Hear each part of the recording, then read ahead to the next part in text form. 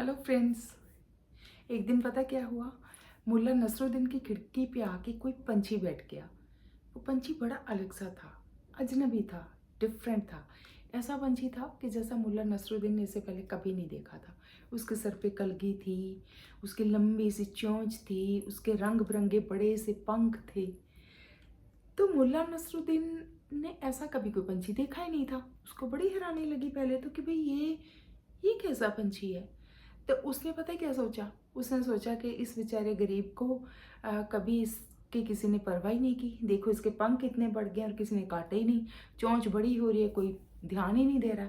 तो उसने उसको पकड़ लिया।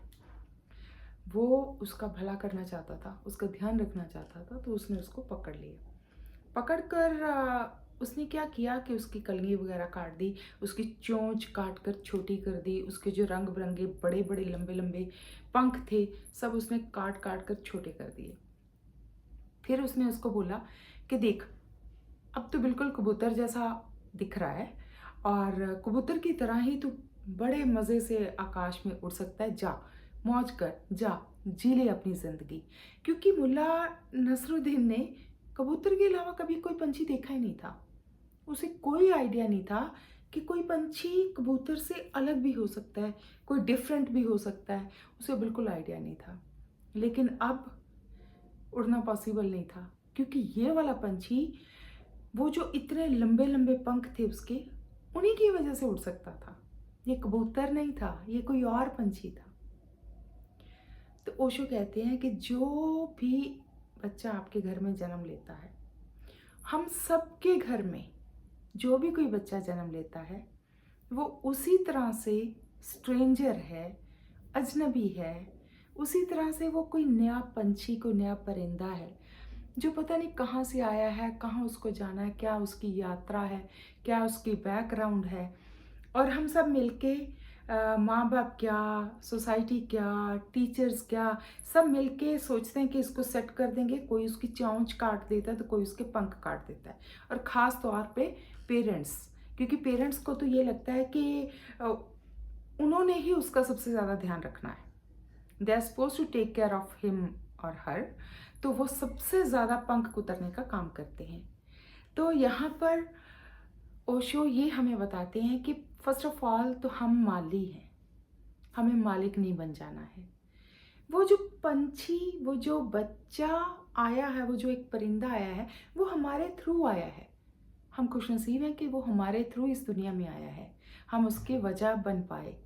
लेकिन हमारा काम है माली की तरह उसका ध्यान रखना, उसकी थोड़ी सी टेक केयर करना। लेकिन मालिक बन के उसके मतलब ऊपर छा ही नहीं जाना है हमें, उसकी धूप छाँव रोक नहीं देनी है, उसको हवा, उसके सांस नहीं बंद कर देना है हमने।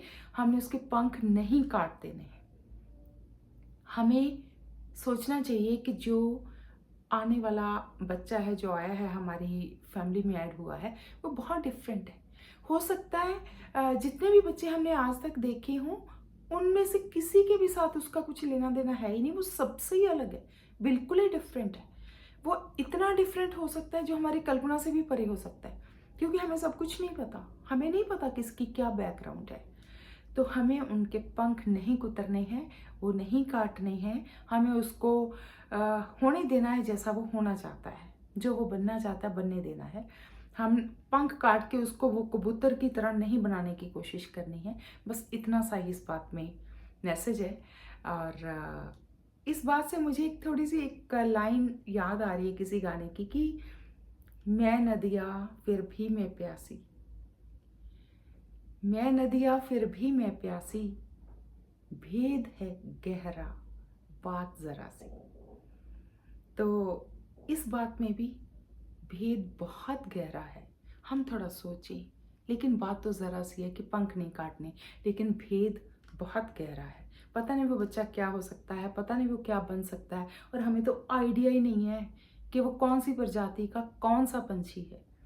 उसकी आत्मा की पता नहीं क्या यात्रा हो, पता नहीं उसका पिछले जन्मों के क्या कर्म हो, क्या उसने कितनी बड़ी उड़ान लेनी हो जहाँ तक हमारे ख्याल भी नहीं जाते। तो प्लीज़ पंख मत काटिए। यही मैंने इसका टाइटल दिया है, वो उस नए किसी के भी आने वाले बच्चे की तरफ से, कि प्लीज़ मेरे पंख मत काटो, प्लीज़ रिस्पेक्ट माई यूनिकनेस। ज़रा सोचिए, इस ज़रा सी बात के गहरे से भेद को समझने की कोशिश कीजिए। आपको ये बात, ये कहानी, ये मैसेज कैसा लगा मुझे कमेंट करके ज़रूर बताइएगा। Thank you.